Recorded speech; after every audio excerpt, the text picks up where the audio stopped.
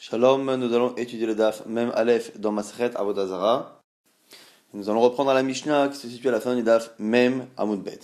Kolat Slamim Asorim Be'ana'a. Toutes les statues sont interdites à tout profit, Mipnei She'en Nevadim Pamachad Bashana.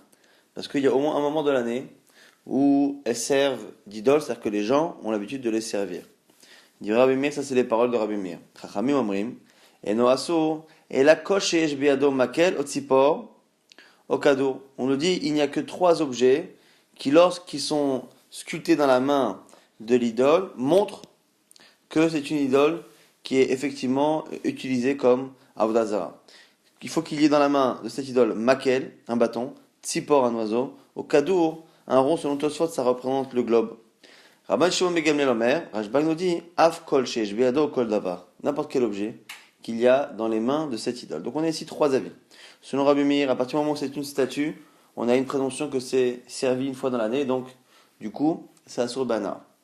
On a après Rabban Shimon ben Gamliel qui dit qu'il faut que la statue est un objet dans la main, quel qu'il soit.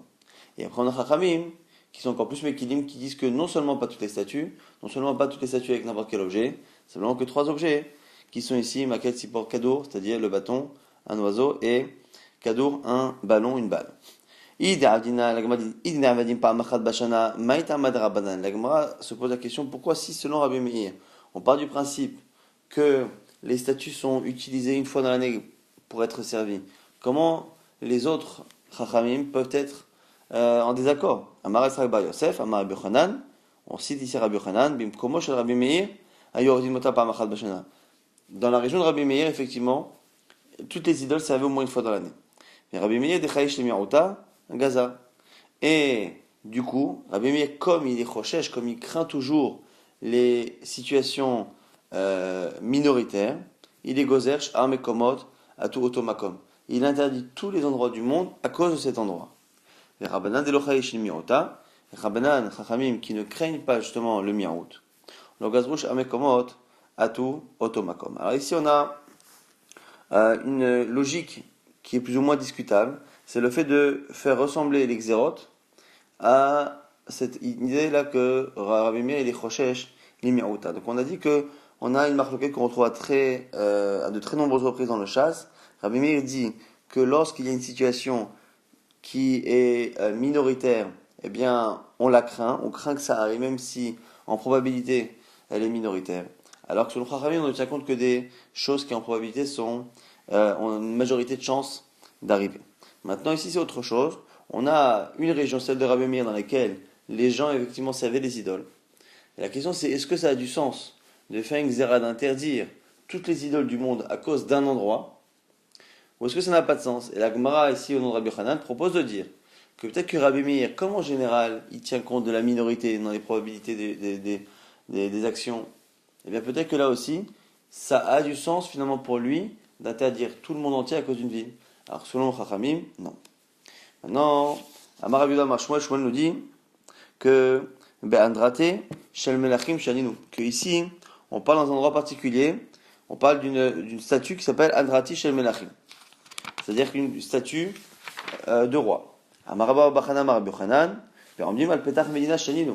Et si on cite Rabbi Yochanan qui nous dit qu'on parle de slamim des statues qui sont à l'entrée de la ville, et c'est pour ça que elles sont servies.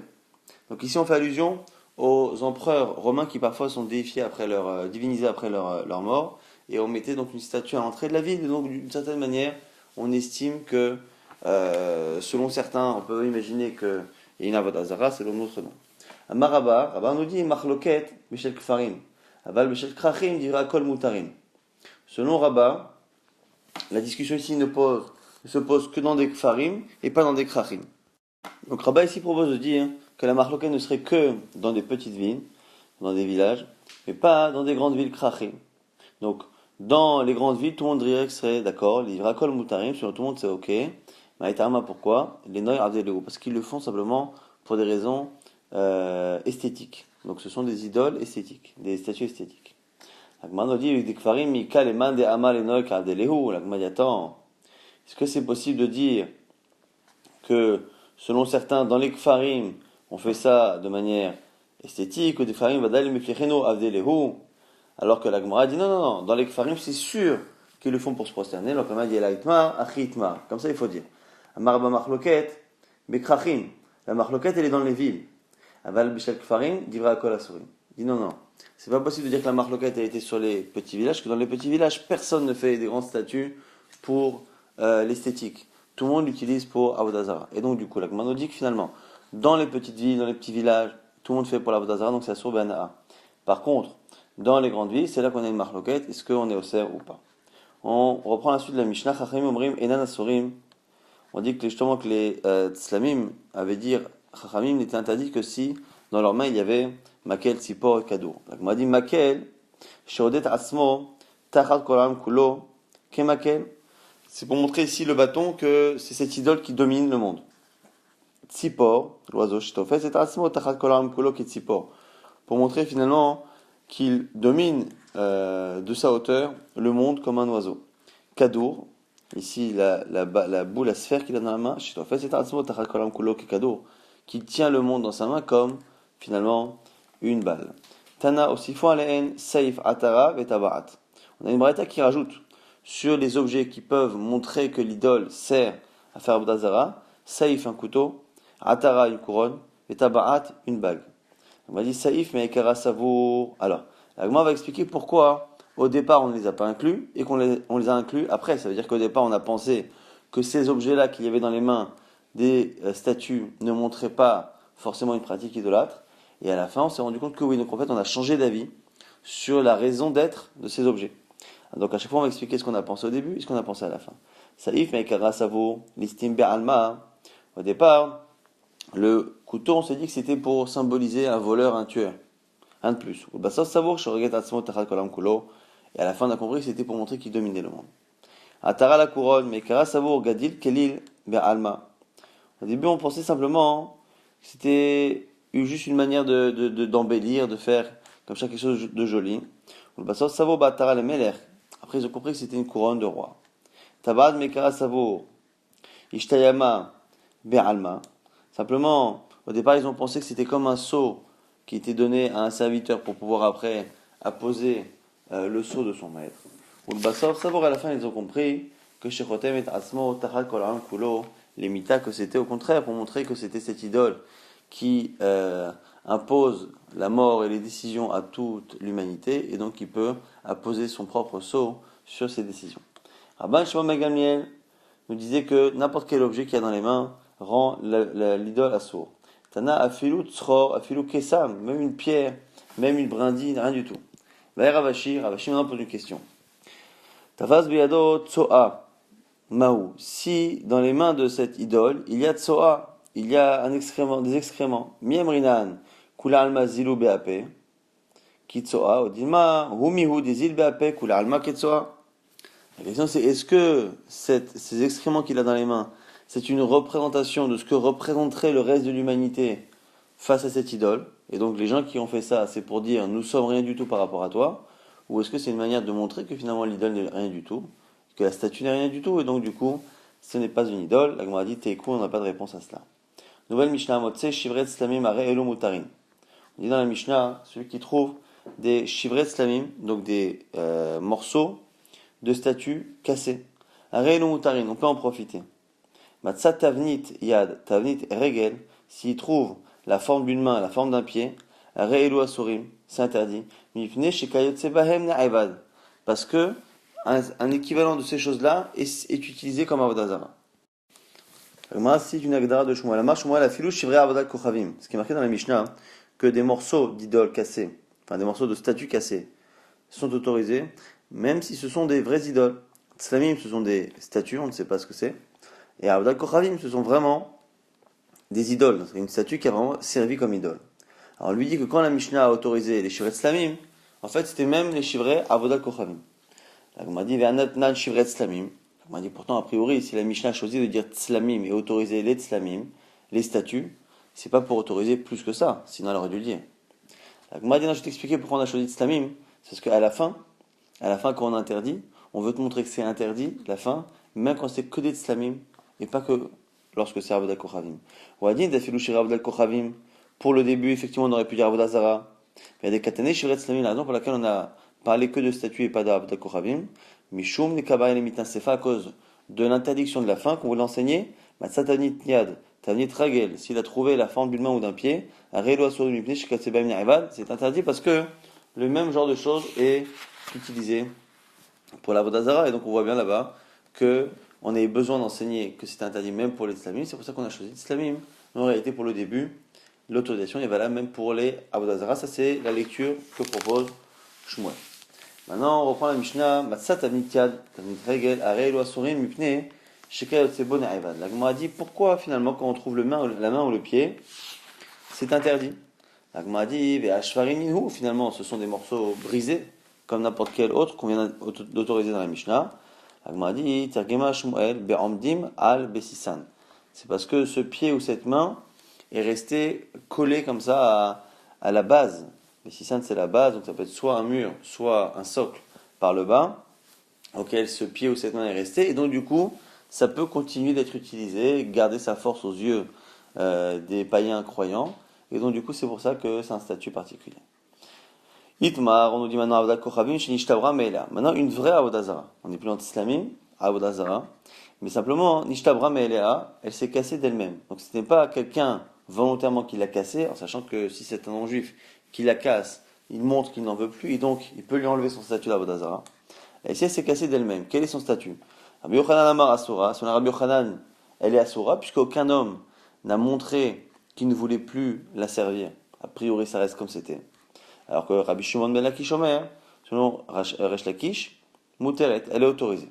On va expliquer les avis de chacun. Rabbi Yochanan Amar Asura de Halobatla, pourquoi elle reste interdite selon Rabbi Yochanan? Parce que personne ne l'a annulée.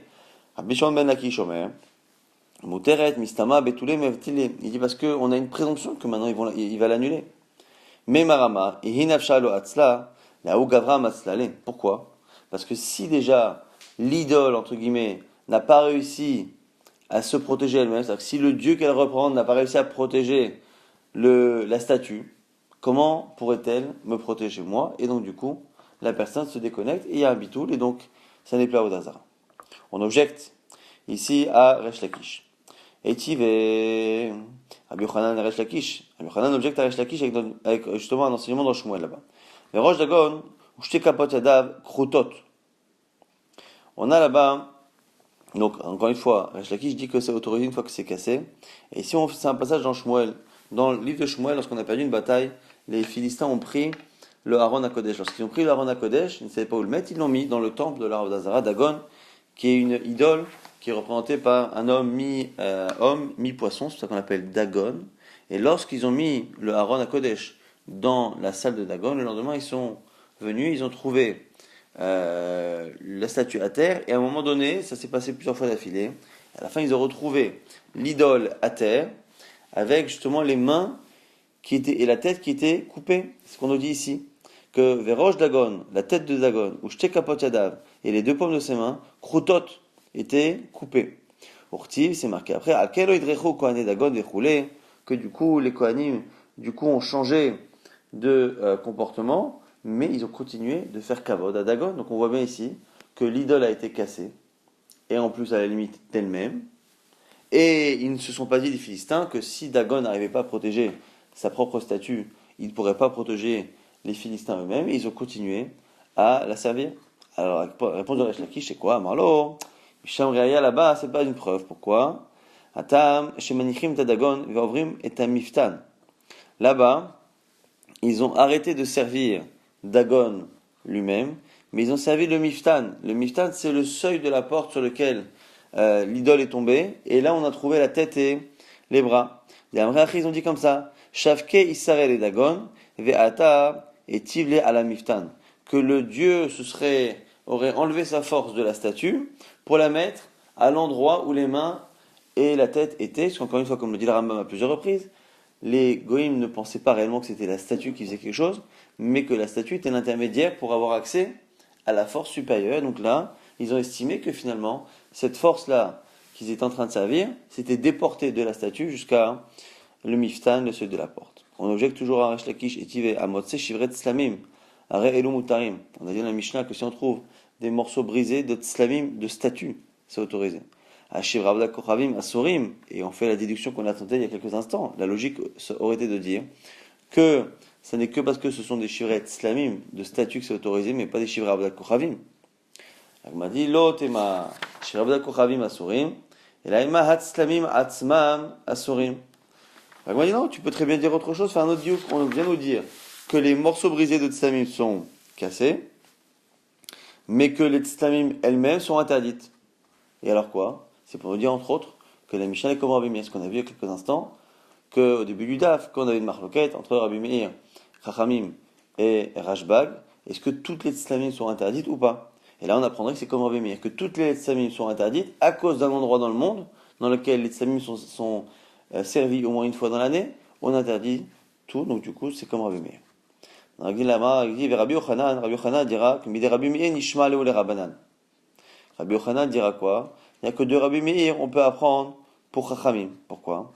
Là, Rabbi Meir, Tzlamim Asurim, Shivret Tzlamim Mutarim. C'est pas que Rabbi Meir a dit que les Tzlamim eux-mêmes sont interdits, mais que leurs morceaux brisés sont autorisés. Rabbanan Avdat Kochavim Nami, Hi Asura, ou Shvaria Mutarim. Et donc, du coup, la Avodat Zara, c'est pareil. Elle-même, elle est Asura. Et ces morceaux-là devraient être cassés. Donc, du coup, c'est une objection ici. À Rabbi Yochanan, si ça fonctionne ainsi pour Rabbi Meir, que Rabbi Meir qui interdit les tzlamim, donc qui interdit toutes les statues, de peur qu'elles, la xéra à cause de l'endroit où on les idolâtre. Donc puisqu'il interdit toutes les statues, mais qu'il autorise les morceaux brisés, eh bien on devrait transposer ça à Chachamim. Chachamim qui n'interdisent eux que la Avodah Zara elle-même, devrait autoriser lorsqu'elle est cassée. Et la Gemara repousse. Et dit que évidemment ce ne sont pas les mêmes logiques. Pourquoi? Achia Sha'atam Eimar Avadum, Eimar Lo Avadum, Intim Seloma Avadum, Eimar Bitlum. Là-bas, dans le cas des statues qui sont cassées, on a deux raisons d'autoriser. Déjà, on ne sait même pas Bichlal si la statue a servi à quelque chose. Donc peut-être qu'elle n'a jamais servi, peut-être qu'elle a servi. Même si elle a servi, maintenant qu'elle est cassée, il y a des chances que on ait annulé la Avodah Zara qu'on faisait éventuellement dessus. Alors que, donc du coup, une petite Solomar, Avadum, Eimar Bitlum, Avodah Kochavim, c'est pas pareil. Vadé Avadoua. Déjà, c'est sûr que ça servait comme Avodah Zara. Mais Yema de Batla. Et après, on a simplement un doute, peut-être que ça a été annulé. Et là, avec Safek ou Vadaï, avec Safek Motsimi Vadaï, on a un Safek et un Vadaï. On a une certitude du problème de base, c'est-à-dire qu'une certitude que ça a été Avodah Zara, et on a maintenant qu'une possibilité que ça a été annulé. Et donc l'autorisation n'est que possible, alors que le problème est lui certain. Et on ne peut pas régler un problème qui est certain avec une solution qui n'est que possible. En Safek Motsi Mide Vadaï. La Gemara va se poser la question justement par rapport à ce principe-là, et ça continuera dans le de demain. Un Safek Motsimi Vadaï, on ne peut pas effectivement enlever un problème avec un Safek. Vehatania, pourtant, c'est marqué dans une braïta Chaver, Shemed Venyach Megura Mele Aperot. Chaver, c'est quelqu'un qui est assez pratiquant et pour être réputé de tenir compte d'Alachot et de tenir compte, entre autres, des prélèvements sur les récoltes. Chaver Shemet, il est mort. Venyach Megura Mele Aperot, il a laissé un tas de fruits. Afilouen Beneyoman, même si elles sont du jour même, Ren Becheskad Metukanim, on part du principe qu'elles sont Metukanim, c'est-à-dire réparées dans le sens où il a prélevé ce qu'il fallait. On a dit Ve'acha, Vadaït Vele, ça fait que Asrinu, ça fait que le Asrinu, c'est étonnant parce qu'on est certain que quand ce sont des fruits, il fallait les prélever, donc ça a été à un moment donné Tevel, et il n'y a ici qu'une possibilité que ça a été prélevé à la fin. Vekati, ça fait comme Tividaï, on a l'impression que la solution qui n'est que possible est assez forte pour supprimer un problème qui était lui-même certain. La Gemara dit dans la Tam, Vadaï ou Vadaï. Là-bas, c'est deux certitudes. Vadaï Asinru, parce qu'on est sûr qu'il a fait le Maaser, il a pris le Maaser, qui est des Rabbi Chaina Choza'a, comme on dit Rabbi Choza'a, qui disait des Emar, Rabbi Chaina Choza'a, Chazaka al-Chaver, Sheno Motse, Sheno Motse Davar, Sheno Metukan, Mitachat Yado. On a une présomption que les Chaverim, ces gens-là, ne sortent pas un fruit de leurs mains sans avoir justement prélevé. Donc du coup, c'est quasiment certain. Donc du coup, c'est pas Safek ou Vadaï. Et autre réponse possible, ça fait ou. Et peut-être que tu peux dire aussi que de la même manière qu'il n'est pas totalement certain qu'il est prélevé, il n'est pas totalement certain peut-être au départ que cette récolte-là méritait un prélèvement. Pourquoi? Parce que, Shad Avar Rabbi Oshaya, peut-être qu'il est comme Rabbi Oshaya, Damar Rabbi Oshaya, Marie Madame, Altevoato, Machnissa Bemot Shela. Un homme peut ruser pour éviter de devoir avoir le maaser, et il fait rentrer le blé à la maison, non pas bien coupé, bien nettoyé, mais il fait rentrer le blé en entier avec justement les queues des épis, avec toutes les écorces qu'il y a,